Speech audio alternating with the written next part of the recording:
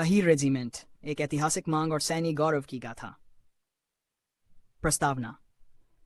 भारत एक बहुसांस्कृतिक और बहुजातीय देश है, जहां प्रत्येक समुदाय ने देश की सेवा में अपना योगदान दिया है। भारतीय सेना की रचना भी इसी विविधता को दर्शाती है। विभिन्न समुदायों के नाम पर बनी रेजिमेंटें, जैसे Sikh regiment, Gorkha regiment, Rajput regiment आदि, न केवल उनके सैन्य योगदान को सम्मान देती हैं, बल्कि उनकी पहचान को भी एक गौरव प्रदान करती हैं। इन्हीं मांगों के क्रम में एक प्रमुख मांग अहीर रेजिमेंट की भी है, जो वर्षों से उठ रही है। अहीर समुदाय का सैन्य इतिहास। अहीर या यादव समुदाय का भारत की सैन्य परंपरा में गहरा योगदान रहा है। इनकी वीरता और युद्ध कौशल का प्रमाण भारतीय सेना के कई अभियानों में देखा गया है। विशेष रूप से 1962 के भारत चीन युद्ध में रेजांगला की लड़ाई में अहीर सैनिकों की भूमिका ऐतिहासिक रही। उस युद्ध में 3rd कुमाऊं रेजिमेंट की सी कंपनी, जिसमें अधिकांश जवान अहीर थे, ने दुश्मन की कई बार की कोशिशों को असफल कर दिया। उनके वीर नेतृत्वकर्ता मेजर शैतान सिंह को मरणोपरांत परमवीर चक्र मिला।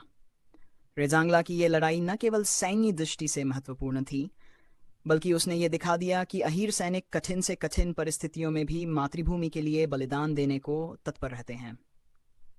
अहीर रेजिमेंट की मांग क्यों? सैन्य गौरव का सम्मान। जिस प्रकार अन्य समुदायों के योगदान को पहचान देते हुए रेजिमेंटें बनाई गई है, वैसे ही अहीर समुदाय के भी वीर योगदान को एक पहचान मिलनी चाहिए। प्रेरणा का स्रोत। एक समर्पित अहीर रेजिमेंट युवा पीढ़ी के लिए प्रेरणा बनेगी और देशभक्ति की भावना को बढ़ावा देगी। समानता का मुद्दा। जब देश की रक्षा में सभी जातियां बराबर हिस्सा लेती हैं, तो सभी को बराबर सम्मान और पहचान भी मिलनी चाहिए। राजनीतिक और सामाजिक प्रतिनिधित्व। अहीर समुदाय की जनसंख्या उत्तर प्रदेश, हरियाणा, बिहार, मध्य प्रदेश जैसे राज्यों में बहुतायत में है, जहां से सैनिकों की भर्ती भी अधिक होती है। सरकार और सेना का रुख। अब तक भारत सरकार या सेना द्वारा अहीर रेजिमेंट की स्थापना को लेकर कोई आधिकारिक घोषणा नहीं की गई है। सेना का दृष्टिकोण यह रहता है कि अब रेजिमेंट प्रणाली को जातीय आधार पर न बढ़ाया जाए, बल्कि अखिल भारतीय और समावेशी प्रणाली को अपनाया जाए। हालांकि समय समय पर कुछ राजनीतिक दल और सामाजिक संगठन इस मांग को दोहराते हैं और इस पर जन आंदोलन भी होते हैं। विशेष रूप से हरियाणा और उत्तर प्रदेश के कुछ इलाकों में यह मुद्दा युवाओं के बीच चर्चा का विषय बना रहता है। विरोध और समर्थन के स्वर। जहां एक और अहीर समुदाय के लोग और कई राजनेता इस मांग का समर्थन करते हैं, वहीं कुछ विशेष इस पर सवाल भी उठाते हैं। उनका तर्क है कि जातीय आधार पर नई रेजिमेंटें बनाना एकता को खंडित कर सकता है और सेना की तटस्थता को प्रभावित कर सकता है। हालांकि समर्थकों का कहना है कि जब पहले से कई जातीय रेजिमेंटें मौजूद हैं, तो फिर अहीर रेजिमेंट का विरोध करना तर्कसंगत नहीं है।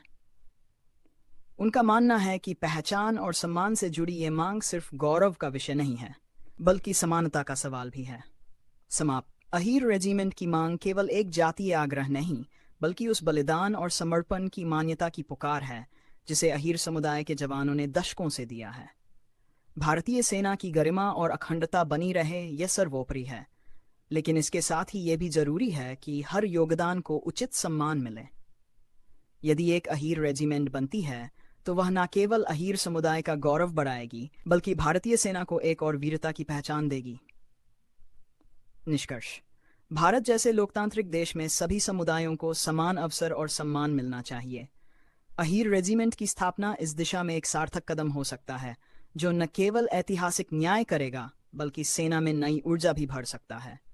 यह मांग एक सामाजिक भावना बन चुकी है, जिसे संवेदनशीलता और समझदारी से देखा जाना चाहिए।